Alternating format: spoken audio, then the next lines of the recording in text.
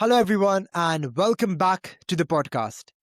Today, I'm joined by Rashmi Papneja, founder of Eunomia Pharma Services.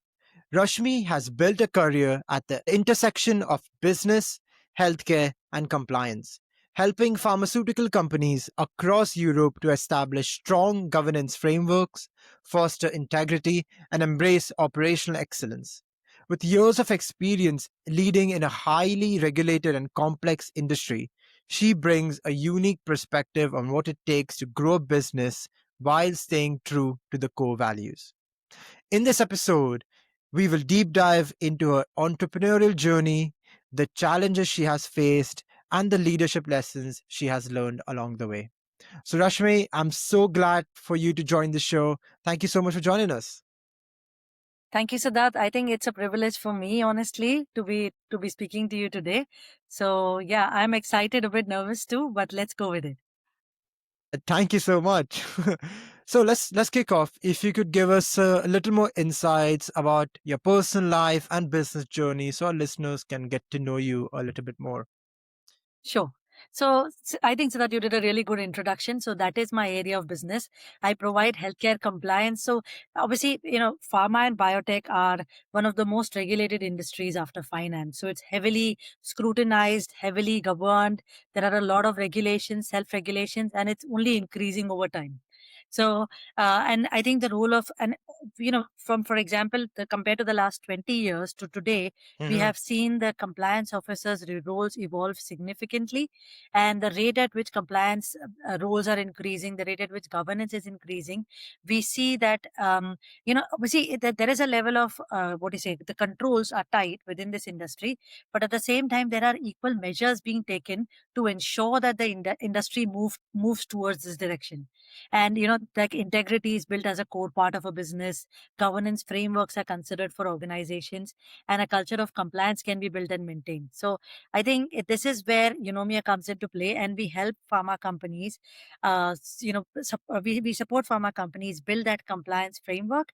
And the other thing I want to add about the business is, like right now there are a lot of law firms, there are a lot of other kind of service providers available to the pharmaceutical industry. Where we can differentiate ourselves is we are a group of compliance officers outside of the organization, but for them. Like we are like an external representation of them. So we can be really flexible with the kind of models that we can offer to them, of collaboration, whether it's a very small company who wants to maybe, wants support with maybe two or three activities in compliance. We take that versus some company who's much bigger, or a much bigger pharma company who is building a centralized model and wants us to come in and support them with their transparency framework or other activities. So there's a range of service offerings that we can consider. And I think we're obviously still exploring, we're still trying to identify. But I think our main motto is to make sure that there's a huge need. For example, so that within the compliance area itself, compliance officers work for 16 hours a day. They're really stretched. Right. And it's a lean department. It's a support department. We don't bring in a revenue for the business. Right. So in the last 16 years, I have seen the pain that, compliance departments undergo. So I think that by providing that external support, we can actually help them. Yeah.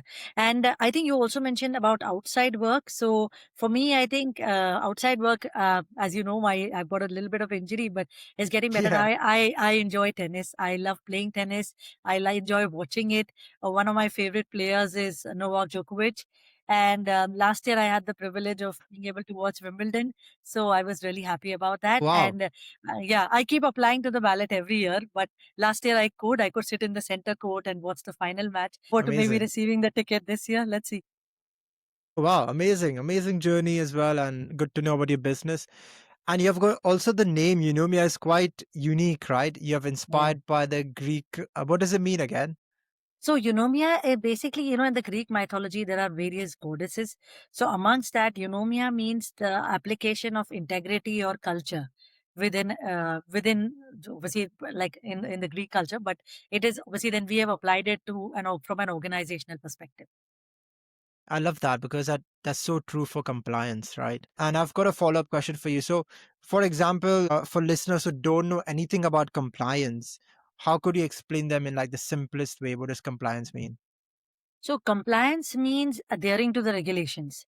So basically, compliance means adhering to something. So in this case, it is more being compliant to your country specific or your country specific or your industry specific regulations.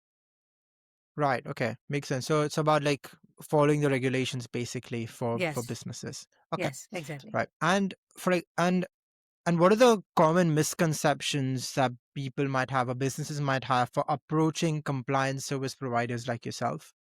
Yeah.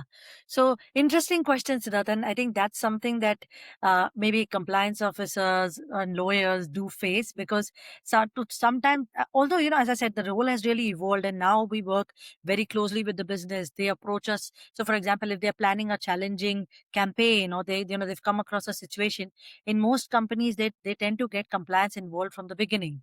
But even today, there is this misconception that compliance are just, they're just policemen. They're checking if we're doing things right or wrong. So they're going to scrutinize us. They're going to, report to the business about us and they'll make our situation worse. So that is why I think, and also some people think that we're a lot about paperwork and rules and we try to stop things. Yeah. So they don't believe that actually compliance is a true business enabler. And if you work with us, we can actually support your business and we can actually help you move forward. That's our objective. But I think that is missed sometimes. Yeah, and then later on when they're in a compliance issue, then they reach out and it's too late, isn't it? When it's too late, exactly, and that's the sad bit of the like the approach. But yeah, I think so that it is evolving, and I hope it will evolve in the right direction where people, the misconceptions will be minimized, and people will start trusting or believing in compliance a little bit more, and they'll start approaching us. So, and I think for some companies, like for example, if they're really small, like some companies have one molecule, or they're in a state where they've had a successful research and they are eventually going to be sold to another biopharma company. But even sometimes they're not even aware of what their compliance requirements are, or they think it's too expensive, rather just stay away from that, rather than stay away. Like they don't believe that the investment in compliance will actually leave them benefits in the long term. Definitely. Definitely agree. Um, Next, I want to deep dive about your business journey. So, so Rashmi, before you started this business, you had a full-time job, right? So my question to you is, what really inspired you to take the leap of faith, leave that corporate job, and go into the most difficult job or business that is starting your own business, right? The most difficult thing. So, Absolutely. what made you do that? Yeah, interesting. So that I think I did my MBA in international healthcare management. I knew maybe even before I did my masters that I want to do my own business. Which area, Okay, what I'm going to do, I never had an idea. But ideas, obviously, yeah, I've been in the pharmaceutical industry over 16 years now myself, like whether inside or outside supporting them. But I'm still very close to a lot of pharma companies and I work with them. So for me, I think the most important was that somehow I knew that I'm going to be supporting pharmaceutical companies as my role evolved. Initially, I was thinking more medical information, pharmacovigilance, but then as I saw the industry grow, my areas of experience broadened, and then I knew that okay, my area of interest is healthcare compliance. I enjoy this. I enjoy working in these areas. I understand the business difficulties or the nuances, whether it's managing audits, monitoring, running compliance right. committees. I kind of got a very broad exposure in this area, and I knew that okay, this is where I will do my business, this is where I will support the pharmaceutical industry. Right. And why do you think you always had that thought that you always want to start your business? Where was that coming from?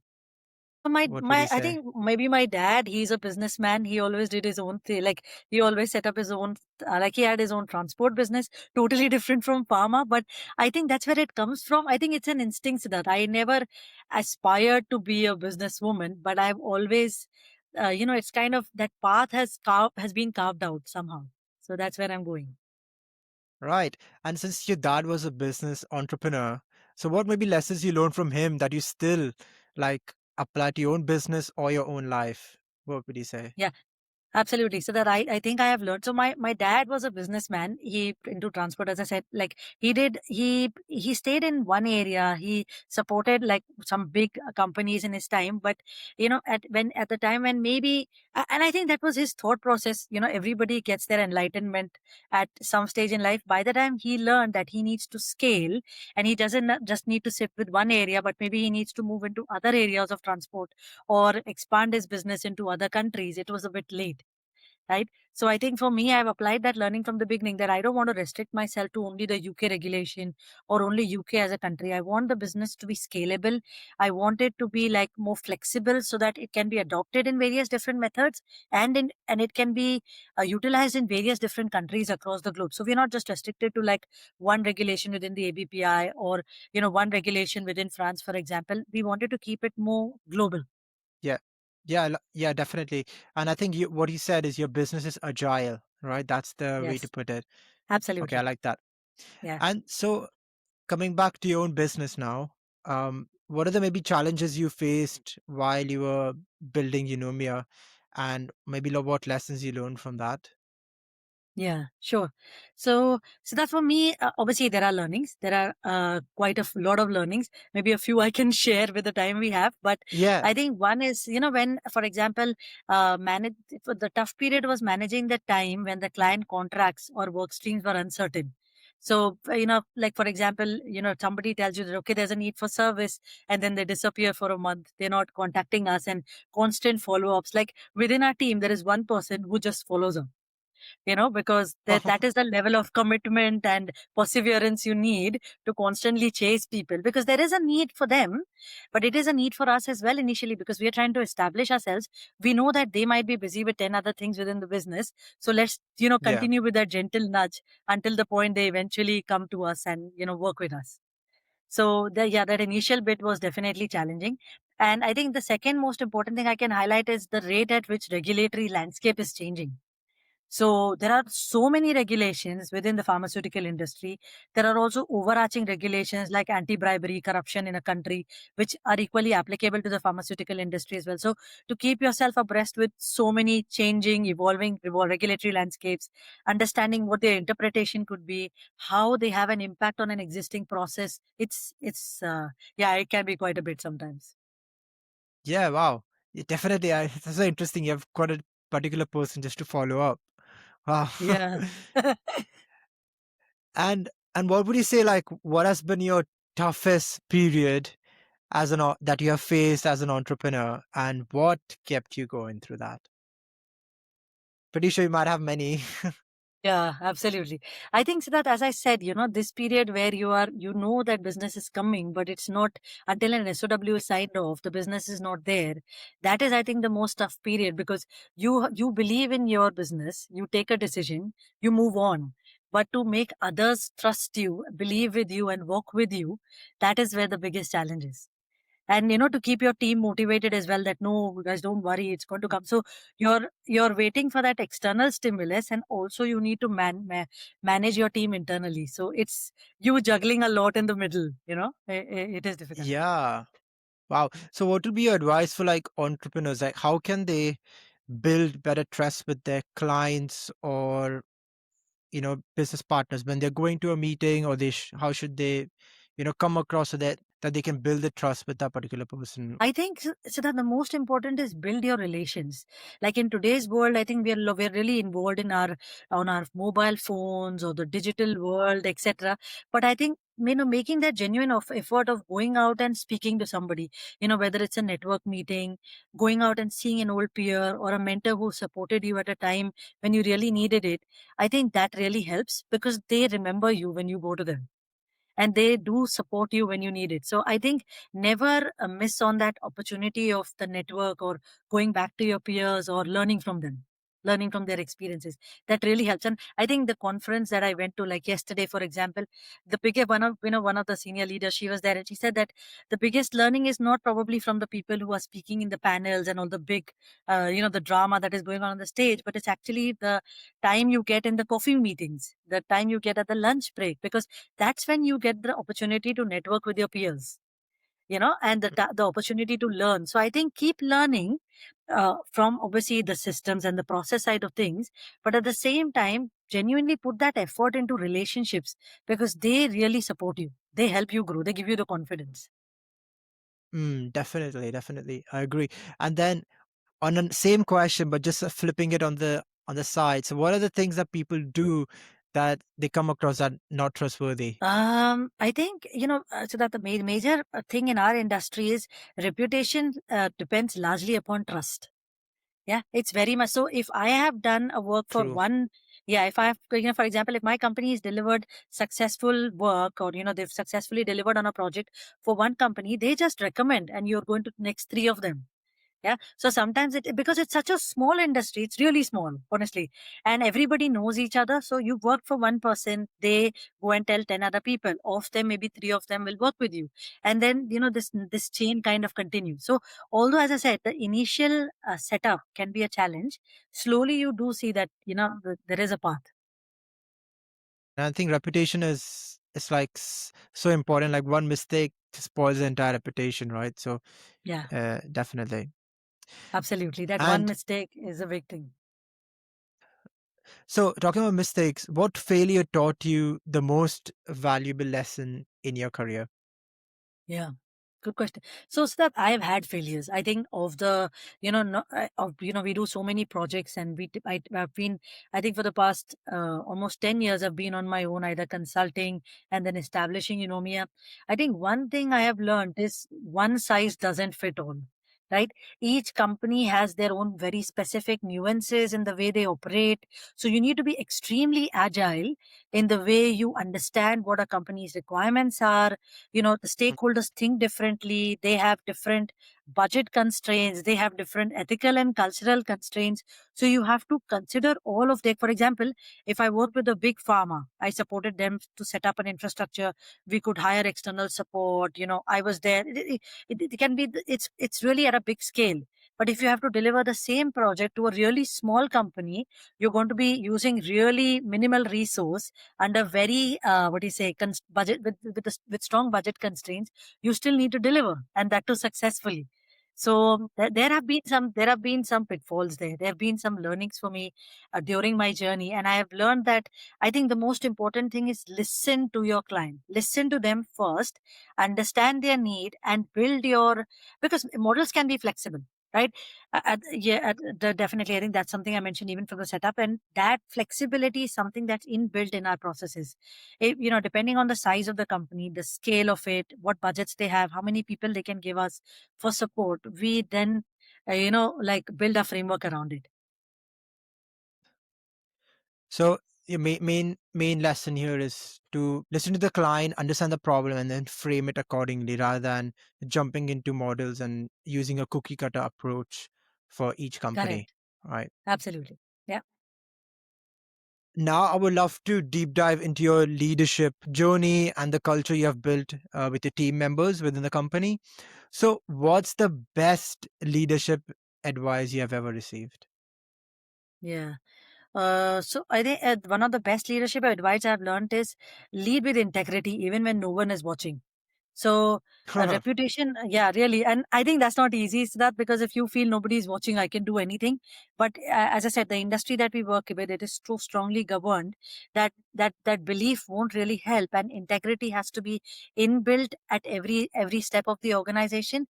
And also your reputation is built in the small moments, or the small achievements that you have as much as the big ones. Right. So, what's the advice on some for entrepreneurs who can start working on the integrity? Because integrity comes from I think it's come from the values, the way you've been Correct. brought up, etc. So, maybe Yeah. what's your advice on for entrepreneurs how they can be more, maybe do work with integrity? Yeah. I think to do work with integrity is basically doing the right thing. That's what integrity means. But it's also important to understand your stakeholders. Like, who are your clients? As I said earlier, who are your clients? What do their internal team look like? What are the regulatory bodies you're working with? And listen more than you speak. I think that is, as I think I reiterated, I'm reiterating the same point, but these are advices that I got from my mentors as well. That, calm down, listen to what they're trying to say, and probably and also so that there's a difference between listening and hearing. So I think that you need to come to a point where you're listening and you are resonating with their wavelength. That's when you will success, because I think you have all the AI Fathom and all the various tools through which you can record a call, but that human understanding of reading in between the lines, that's really important, and that's the key to get your business, because you relate, then you can relate to them, you can relate to their pain points, and you're not just doing a tick box exercise for the sake of it. Right. And I would love for you to elaborate more on that. What do you mean, like to be on that wavelength? Because there's so many lessons that people say, "Oh, I'm listening," but they're not really listening, or they are ready for the next response. So I want you to explain more, like how can we be in that wavelength? Yeah, I think what I mean by the wavelength is try and understand. So when you're talking to them, obviously you're excited to sell your business. This is what we can offer. That is what we Mm. can do.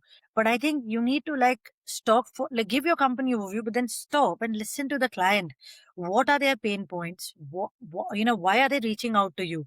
And whilst giving you those pain points, they might also mention some other things which will really add value to you when you're building your proposal for them, or when you're trying to gain a deeper understanding into their processes.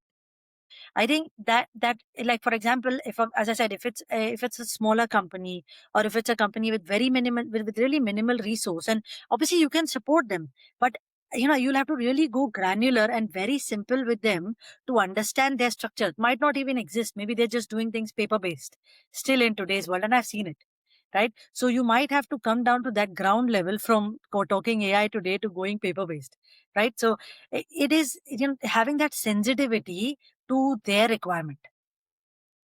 Yeah, definitely. So, for example, if you're with a person to come at to understand their situation and not just like explain everything about AI that you mentioned. Yeah, I Yeah. like that answer. Adapting to their style, basically, isn't Yes. it? Exactly. Yeah, Absolutely. yeah, Yeah. perfect. Thank you, Rashmi. So, looking back, what principles do you find essential for running a successful business? Yeah, yeah.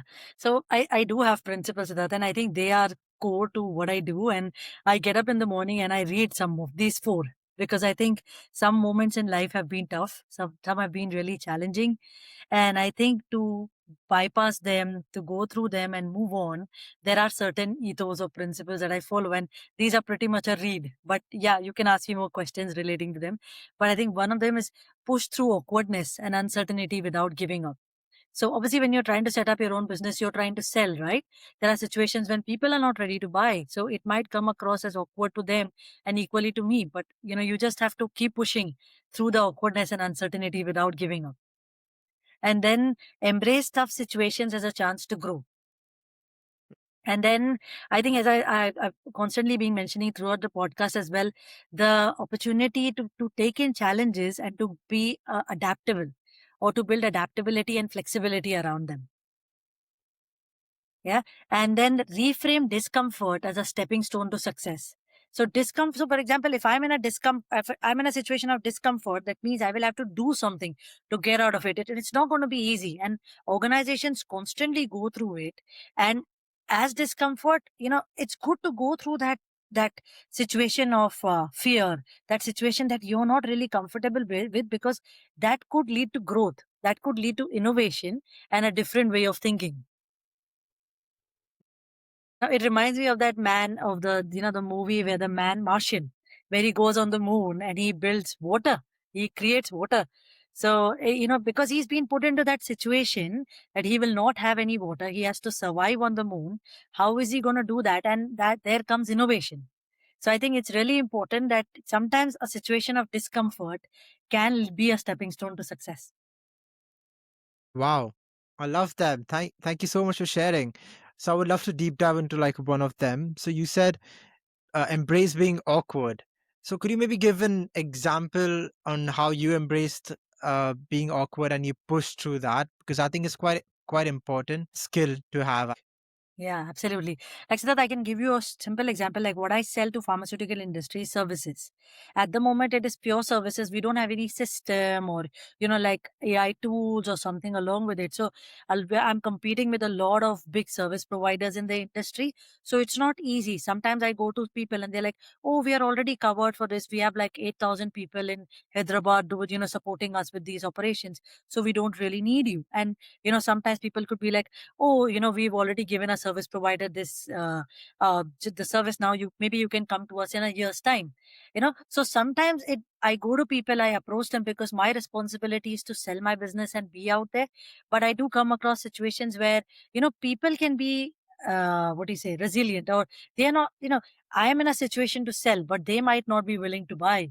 So I have to have that patience and that perseverance to wait until the time my client is ready to buy and I am in the right place for them to buy from me. So that level of patience is needed in unless you have an innovative solution and you're coming up with a totally new technology and something that the industry is waiting for, you're lucky. But you may not be in all situations. Right, makes sense. So being awkward, like, do you also worry what other people would think when you're being awkward?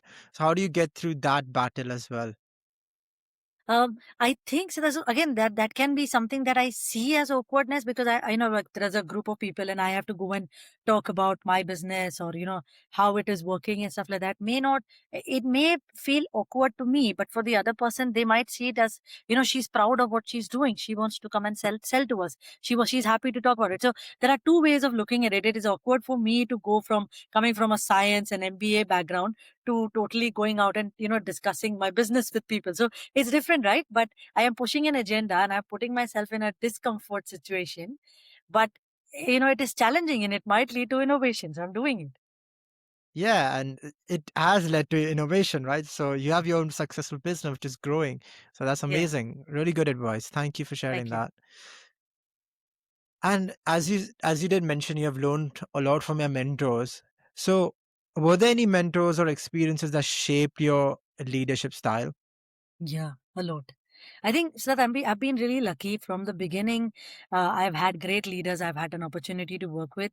One of my first mentors. He was, really senior, but he always made sure that he provides me the right feedback. So for example, if he put me on the stage as well in front of an audience of 100 people, he would still, constant. He would put me into awkward situations, but I would deliver, and then based on that, he would give me feedback that okay, you've done XYZ really nicely. However, things could have been improved or you could have done better. And, this point about slowing down, listening, trying and being at the same wavelength with people, I have learned from my mentors. And then also, for example, some of my mentors have been technically savvy. So I've learned a lot of, like I've had the opportunity to get a lot of technical or system process understanding from them. Some are great leaders in terms of the way they talk and the way they present their agenda to the business. So that because see, honestly, the areas that I've worked in, so that they are support systems, right? They don't generate revenue per se, but we're constantly working with the sales team or we're working constantly with a lot of people within the business. But to be able to sell your agenda to the people, like the what do you say, the ethics, the committees or the senior leadership teams, it can be challenging. So I think through them also I learned how to push your agenda slowly to get it there. Yeah, I like that. And mentors pushing like us in discomfort situation, and that's quite important. Getting that feedback as well. So, thank you. Well said as well. And you also mentioned that you have a team when you're pushing people and they're not answering back. You're also telling your team, motivating them that will get there, will get there. So how do you like foster a culture of accountability and integrity in your company? Because I know you said that you have strong values as a person, as a founder, but how you cultivate that within your team and within company ethos? Sure, sure. I think what I've tried to do is I try and see if like, for example, if my leaders who were with me, even if they were in weaker situations, they would always know, for example, if they had a bad news from the senior leadership or, there will be redundancies announced soon or the business isn't doing well, they would give us this news, but in a way that, it to still protect us. to keep put that shield around us that okay, this has happened. However, we are in this situation where you will be, you will be taken care of, or the situation won't harm you. And plus, they would stand as such good role models that even if there are issues or concerns, it wouldn't come downwards. Like for example, the top down approach. So if something could stay up to their level, they would keep it. Only in the worst situations, they would cascade it downwards to the team, right? Likewise, I try, like whatever, if there is a difficult situation, there is a challenge, if I can overcome at my level, it will not reach them, right? But some things, if they're losing motivation, or the initial area times of patience or perseverance, then we had to like literally have calls daily and have some, some like lectures on how we can motivate each other, or what are the other things we can do to get more business. So I've been lucky, so that my team who stands with me, they are also equally business savvy, so they understand that these situations will happen, we will grow with time, time will change. So I think they have always stood by me. Yeah. All I can do is appreciate. Wow. So talking about appreciation, like, so how do you like celebrate and motivate your employees, celebrate the wins with them, and how do you like motivate them? I think celebrating wins, once a month, when we get a new project or something, we tend to, usually because all we're quite of a lot of us are remotely based, then we tend to get together in the evening with a glass of wine or something and a snack, and we chat, we have a good time together. We talk outside of work, and we have that, like the team time between us. Or we even play like dumb charades or some games as well sometimes. Yeah. Have you been to any tennis socials with your team yet? I have to. I should, right? I've not planned it yet, but Yeah. it's a good idea. Maybe I should. Yeah. Yeah. Maybe paddle. Paddle is quite It's in quite for in these days. business Yeah. networking. Yeah, Yes. Yes. Yeah. definitely. Absolutely. And last question I have for you, Rashmi, and you in your business, right? You have to approach a lot of businesses. So my question to you is, how do you personally handle rejection, whether from clients, partners, or investors? Because this is Yeah. something that everyone has to go through in their life, regardless. Absolutely. Yeah. Yeah. It's not easy. Absolutely. And I think we have to accept that rejection is inevitable. And no matter how much how much effort and perseverance we put into a project, there can no as a feedback is something that you will receive over time, right? So sometimes it could be timing, sometimes it's alignment with the business needs, sometimes it's resources, or it's their priorities. So you just can't judge. Some clients are empathetic enough, they come back and give us a proper feedback as to why our proposal didn't go ahead. But in many cases we just hear that no one, unfortunately you are not good successful at this point in time, and that's it, so you have to deal with it, right? So sometimes it's our opportunity as well to think that okay, we could have done things differently. Where possible, we definitely go back to the client and ask them for feedback, because that will help us improve over time. But yeah, I try not to take it too personally, and then I move forward and we try to apply the learnings. If we are given the feedback, definitely we try and apply those learnings in future proposals, and we try to focus on the long term vision and purpose. Yeah, definitely. And what if you don't get any feedback? Then what's your approach on like how could you learn from the experience? You would say for your team. Team, especially, I think what I can say is that as for the team and for us, it's a learning curve. I think there are so many different variety of projects that come in, and if you're not, so sometimes we try and reflect ourselves that okay, maybe it is the cost factor, maybe it is the timing, maybe it is the project management that didn't work for them. So in that case, we are just trying to preempt, or it's sometimes even a guesswork, right? Unless you have some kind of analysis or some kind of feedback, it is difficult to say exactly what was going on in the client's mind. So I really appreciate the clients who say no and come back to us with reasons, even if they're not true, but at least they help us then move forward and apply those learnings in practice. Definitely. Thank you. Thank you so much, Rashmi. I really enjoyed talking to you. There's so many quick golden nuggets. I loved your four key like mantras that you read every morning. That's really good. And I think one of my favorite key takeaway would be like embracing the awkwardness and still pushing through that. I think Yes, that's golden because some people just in that awkwardness, they'll just quit, you know. So I we'll think just get quite clear. Yeah. yeah. And for our listeners, if you enjoyed this episode, make sure you comment below what's your biggest key takeaway from this episode. And I'll link Rashmi's all social media handles in the show notes. So if you can follow her as well and ask her any pharmaceutical or compliance questions if you have. So what's the best way to reach out to you? Is it on LinkedIn or LinkedIn, definitely. Yes, absolutely. perfect? So thank you once again to our listeners, and thank you so much, Rashmi, for joining us. It's been an honor. Thank you so much, Siddharth, for your time, and it was a pleasure speaking to you as well. Thank you. Take care. Bye bye. Bye.